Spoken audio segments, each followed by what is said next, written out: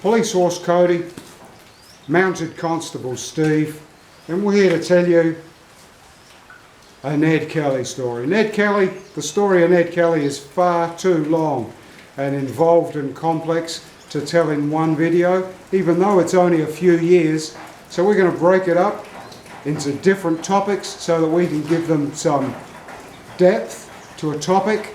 And today's topic, in the pouring rain, reminiscent of northeastern Victoria, mountain country, Glenrowan, wet, cold country. Appropriate video for today, I guess. And today's video is about the Armour. Got a shotgun while I talked about the Armour, but we'll come to that later. So the best way to start this video in the year 2022 is that I've decided I'm going to make some body armour myself. So how on earth am I going to do that? You know, I was a copper for a long time. I'm not really a sort of hands-on craftsman type of bloke, so how am I going to make some body armour? So I thought, well, how about I go on YouTube and I go on the internet and I'll have a look at some body armour, and maybe I'll go to the Book Depository, which is an England-based company, and I might buy a couple of body armour books, and I'll get them sent to me in the mail free. And then I can go on YouTube and actually see how you physically make some armour, so I can do all of those things. And then I thought, oh, I better be a bit careful doing this, because in the state of South Australia, where I live, body armour is actually illegal. It's illegal to the degree that it's the same penalty as having an unlicensed 44 Magnum Smith & Wesson or a 45 caliber Colt automatic, same penalty, which is 7 years imprisonment and a $35,000 fine. So I better be a bit careful about making my body armour, so make sure you don't tell anybody about it. But moving on from there, if I want to make it, well, the next thing I've got to do, I've got to get myself a welder, maybe, some welder. I have to learn how to use the welder. And if I want to do it sort of original type way with a blacksmith, I'll have to get a forge, and I've no idea how to work a blacksmith forge. But anyway, we can get all this off YouTube, so I'm quite hopeful I'll be able to make some body armour.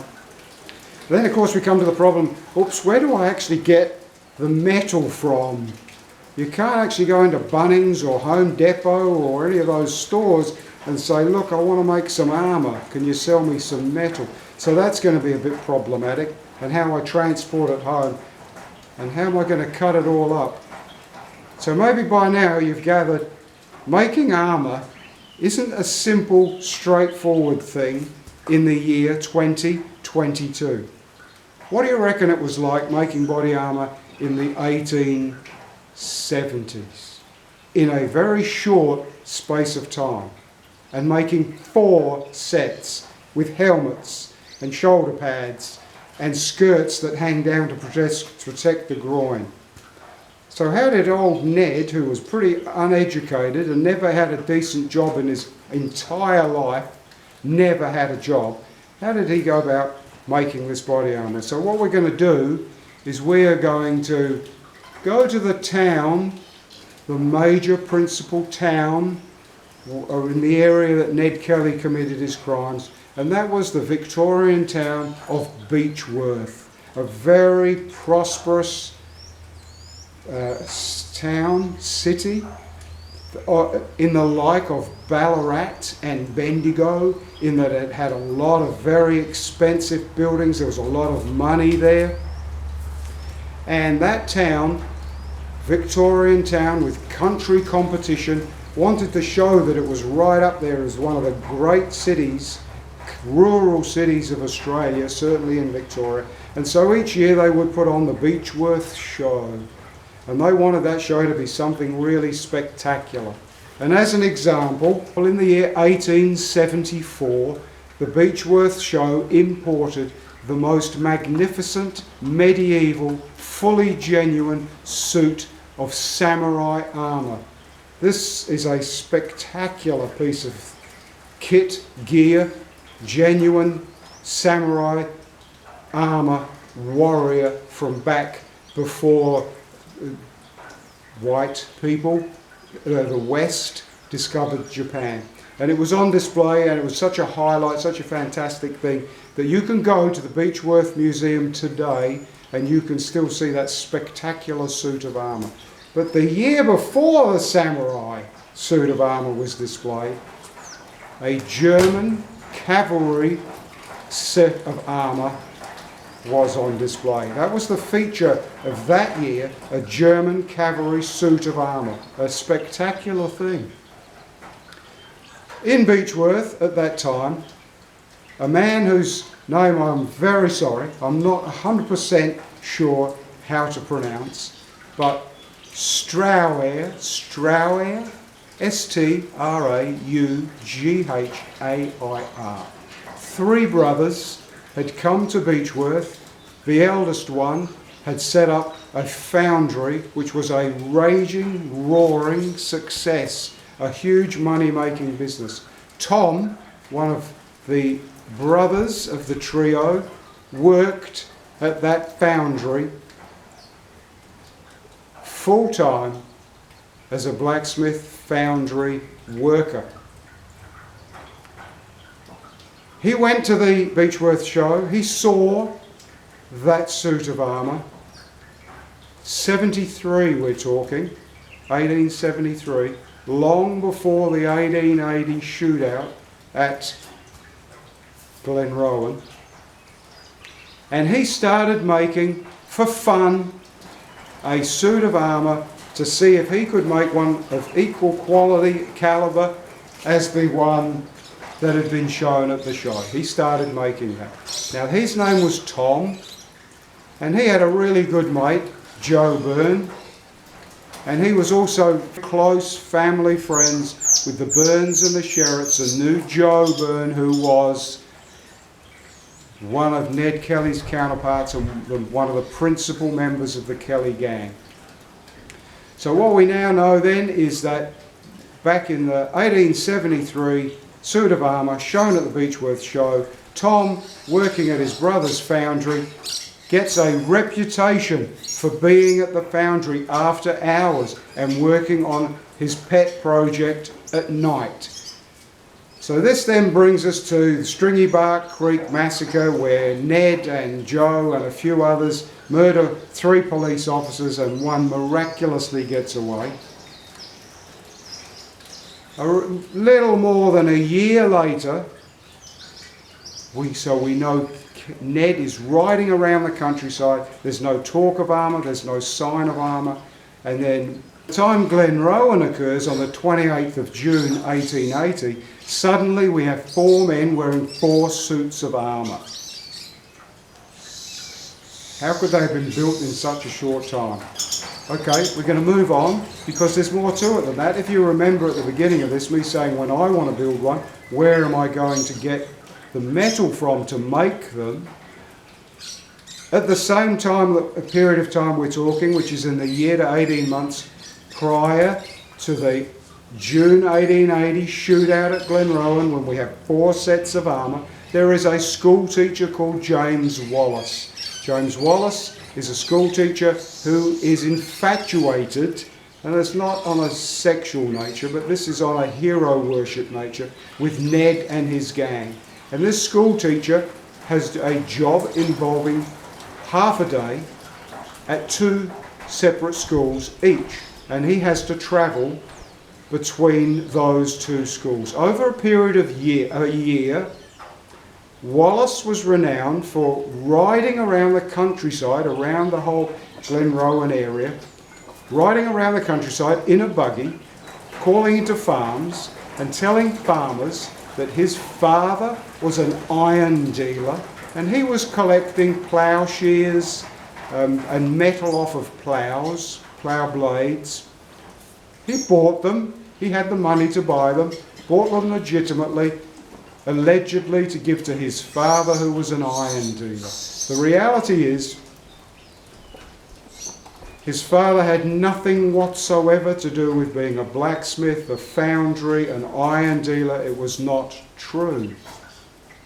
Why isn't there more official notice about Wallace's involvement in the whole Armour scandal, the whole Armour situation?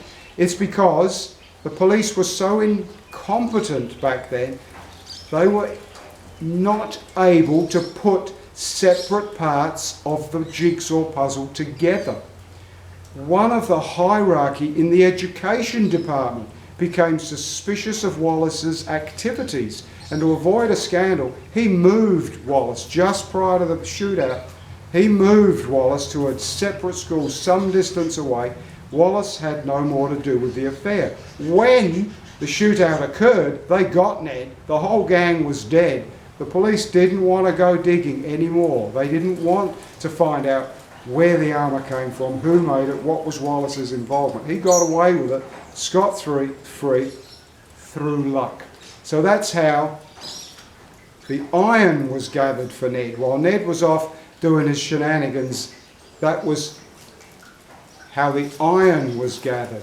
So the next thing to talk about is that, yes, the iron, the armour from all four after they were dead, or in Ned's case captured shortly to be hung, but after they were dead was gathered up and put in the museum and kept by the Victorian government. Nobody made much about the armour. They had it, it was on display, but so many times past crimes are investigated by modern forensic technology. And so what's happened in the last couple of decades is that the armour has been examined by metal experts.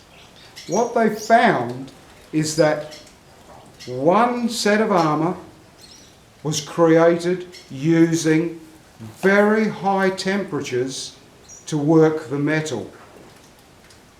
This is the suit of armour that Tom was making in his spare time as a hobby long before the Kelly gang rampage. He was already making that. What they then found is that the other suits of armour were worked and put together at much lower temperatures. And so from this they've deduced that yes, one set was made carefully and painstakingly at a very high temperature professional forge, and the other sets were constructed using bush forges. So out in the bush you've got wood, you may well have bellows, but you cannot produce the temperatures of a forge to make the suits of armour. Modern technology has now told us that. So where are we up to with the armour? Why wasn't Ned... So that's where we're up to with the suits of armour at that stage. But the other thing about the suit of armour is, of course, that when you look at modern day police officers wearing their Kevlar stab vests and body armour, the whole point of it is to be as light as possible. You can't work an 8-hour shift in heavy body armour. 43 kilos. That's what the armour weighed. 95 pounds and 43 kilograms. So you go to a supermarket, you'll see potatoes are usually sold in 5 kilo bags. Pick up 5 or 6 bags of potatoes and strap them to your body and walk around. Then, so what I'm getting at is the armour was extremely heavy. So what happened? Once we now come to that fateful day where Kelly and his gang are at Glenrowan, they're in Ann Jones Inn, and the police arrive. This is what I mean about there is so much to this story. Anyone ever thinks that Ned wasn't a murdering psychopath? His plan was to derail a train of police. He wanted the train full of police and special constables. He was going to derail it because his plan was that once he killed all the police on the train in a massive train wreck, he was then free to go and rob Vanilla. So he's a right charmer. And what actually happened was they got caught out. A person who was at the inn and heard the story couldn't bear the thought of all these police, the train being wrecked. He snuck out. And so there's gunfire, and in the gunfire Ned gets wounded several times, twice in the left arm, once in the hand and once in the foot. A police officer who's on guard outside the inn during the night at about 4 a.m. is crawling around in the pitch black with no lights and no lanterns. He loses his hat. What he stumbles upon is a revolving rifle. So if you know anything about Ned, one of the things he was famous for, we're going to do a separate video about all the Kelly gang and the police guns, but one of the things he was famous for was his rifle. Had a revolving cylinder like a pistol, but it was a rifle.